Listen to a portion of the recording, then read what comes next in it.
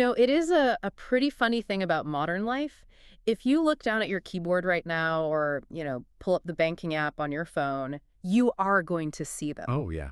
everywhere. Right. They are these tiny typographic shapes that just completely dictate our decisions. Mm. I mean, our stress levels, our futures, Totally. the dollar sign, the euro, the pound.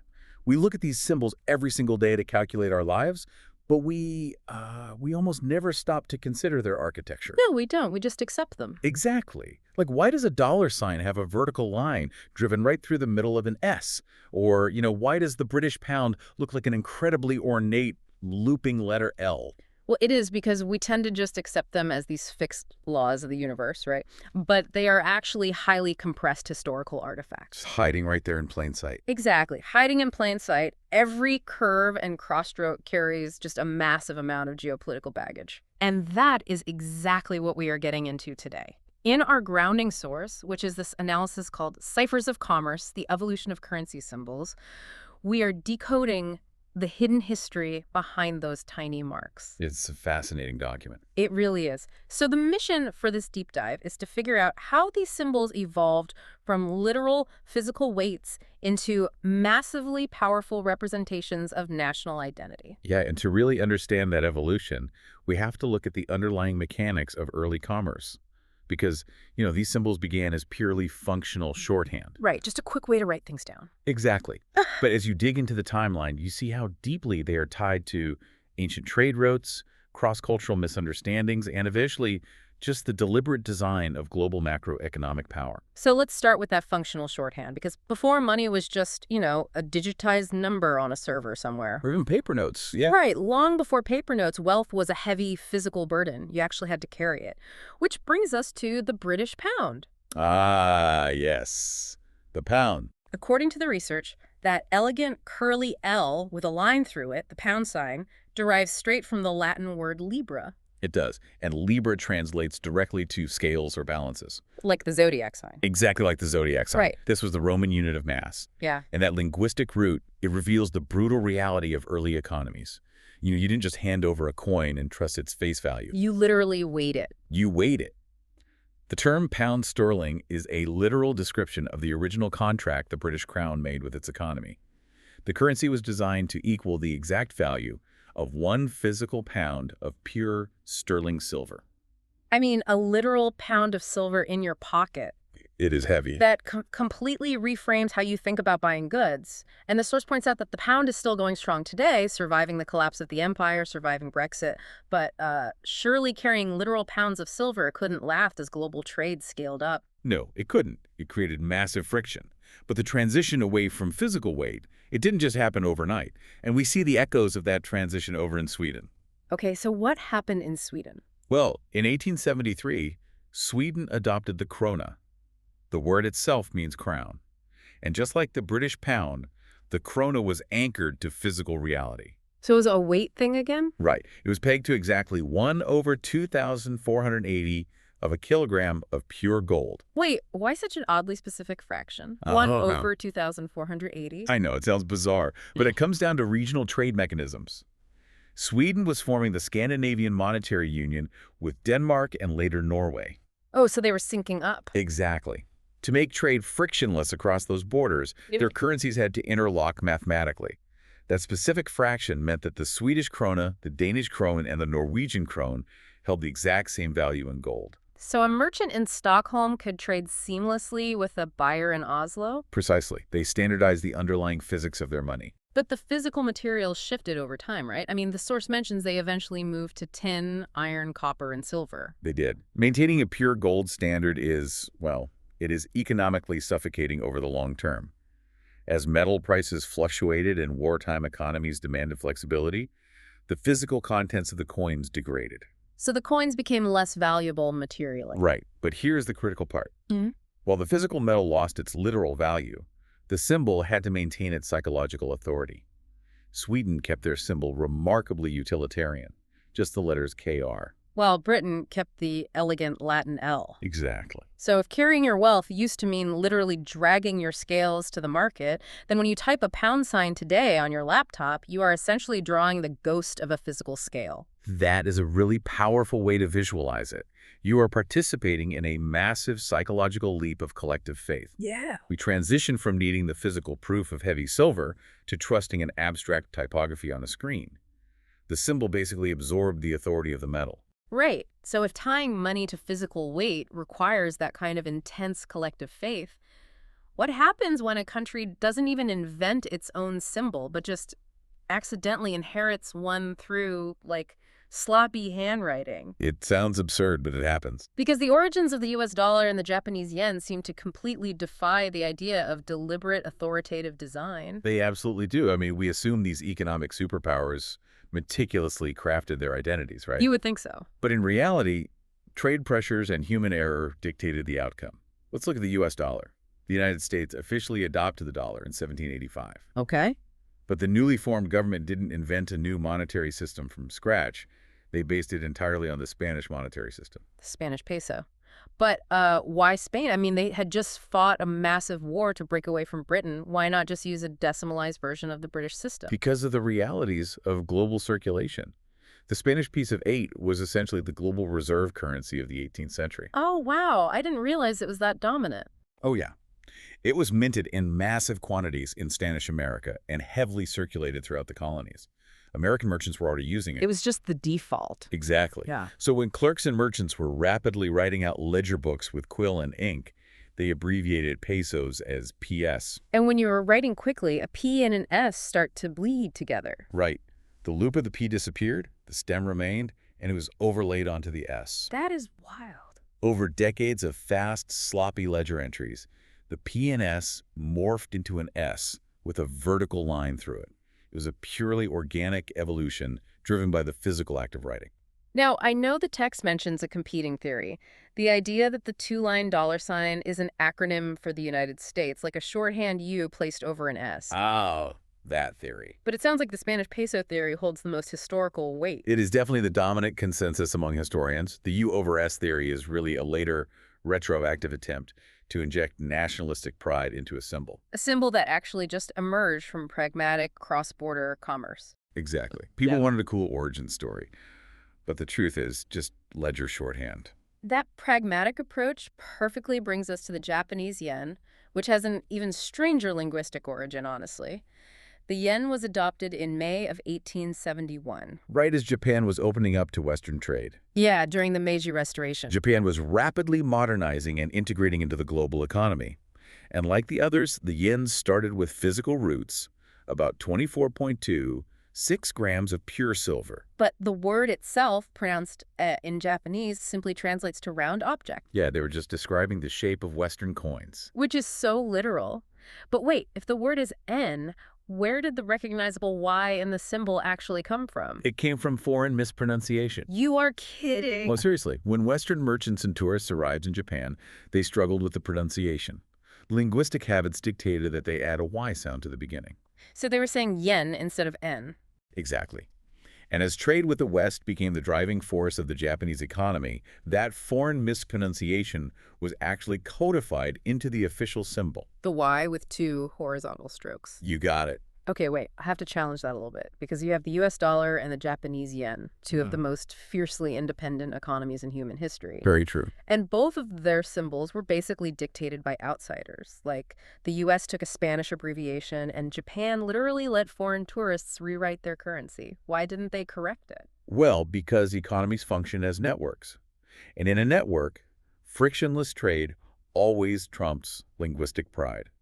If you are an American merchant, you use the symbol your trading partners recognize. If you are a Japanese official trying to encourage Western investment, you adopt the terminology the investors are already using. So you just lean into whatever makes the money flow. Exactly. Currency symbols rarely exist in a vacuum. They are the messy, collaborative result of global communication.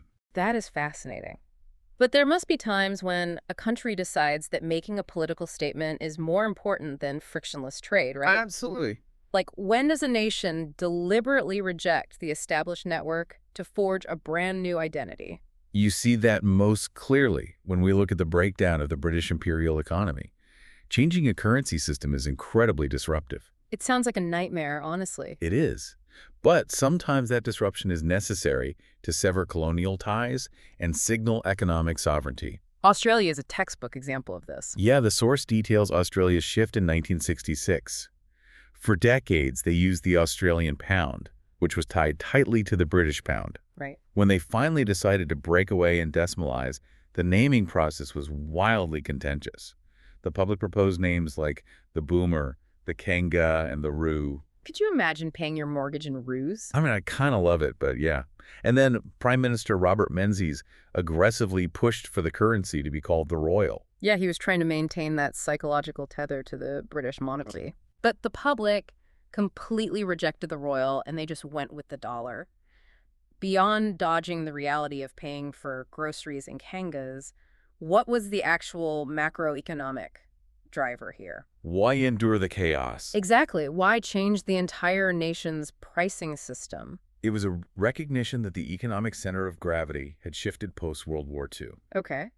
The sterling area, which was the group of countries pegging their money to the British pound, was losing its dominance. Australia needed to align its economy more closely with the Pacific Rim and the United States. That makes sense. Furthermore, the old British system of pounds, shillings, and pence was a computational nightmare. Oh, right, because it wasn't base 10? Exactly. As early computing and modern accounting took hold, decimalization wasn't just a political statement.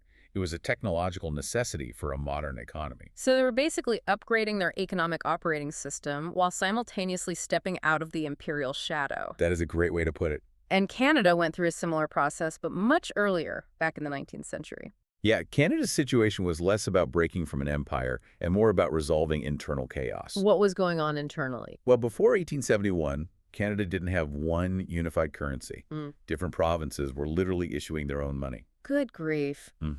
If you have ever traveled and had to constantly calculate exchange rates in your head, imagine doing that just to trade with the next town over. It is impossible. The source notes that in 1841, a Canadian pound equaled $4.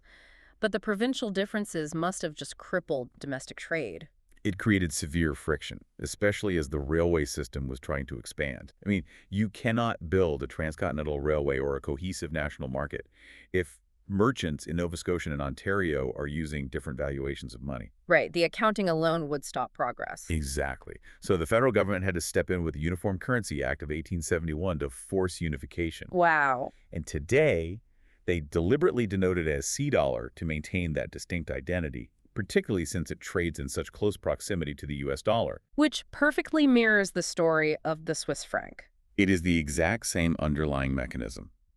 The Swiss franc debuted in 1798, but it was completely fractured. You had dozens of different cantons. Basically mini nations within Switzerland, right? Right. They were all manufacturing their own competing currencies with different weights and values. Until the federal government intervened in 1848. Yes. Following a brief civil war, Switzerland formed a modern federal state. And one of the primary tools they used to bind those disparate cantons together was the centralization of currency. They forced everyone onto the same system. Exactly. By 1850, the federal government held the exclusive right to issue the franc. And the irony here is, while the word franc historically makes you think of France, the Swiss franc is the only one left in the world today. France abandoned it, but the Swiss held onto it as their unified identity. It serves as the economic glue for their federation. So whether it is Australia rejecting the pound, Canada unifying its provinces, or the Swiss standardizing the franc, these shifts really prove that a currency symbol operates as the flag of the economy. It establishes sovereign identity on the world stage. The flag of the economy. That is such a brilliant way to frame it. Because if we move out of the 19th and 20th centuries and look at how things operate today, creating that flag has become an incredibly high-stakes, hyper-deliberate art form. Oh, completely. We aren't relying on sloppy handwriting or mispronunciations anymore. Not at all. Modern currency design is engineered.